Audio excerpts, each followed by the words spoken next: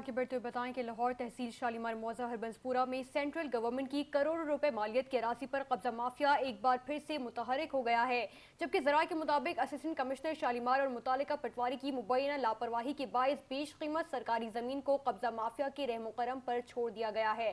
तफसीलात क्या है जानेंगे नुमाइंदे लाहौर नईम अंसारी से। नईम अंसारी बताइएगा। ऐसा ही है। मौजा हरबंसपुरा तहसील शालीमार में सेंट्रल गवर्नमेंट की मिल्कियत करोड़ों रुपए की कीमती जमीन इस वक्त कब्जा माफिया के निशाने पर है, जबकि माफिया के कारिंदे रात की तारीखी और खामोश औकात का फायदा उठाते हुए सरकारी रकबे पर बाउंड्री वॉल्स, आर्जी ढांचे और बाकायदा तमीरात कायम कर रहे हैं।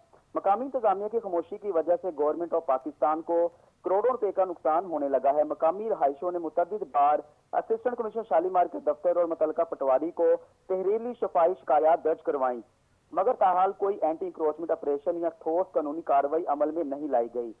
सरकारी अफसरान की मुबीना गफलत या फिर मामला कुछ और है। हल्के के पटवारी और इंतजामिया अमले की पुरसरार खामोशी से ये खदशात जन्म ले रहे हैं कि कीमती जमीन को बिला वजह इल्तवा में डालकर माफिया को पुख्ता तसद्दुफ देने के राह हमवार की जा रही हैं।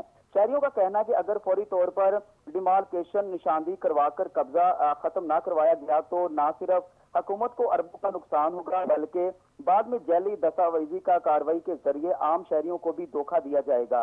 अवामी हलकों ने वज़ीर आला Punjab, commissioner Lahore, anti corruption हुकाम से अपील की है कि मौजा हरबंसपुरा में रेवेन्यू रिकॉर्ड तलब करके लैंड माफिया और इनकी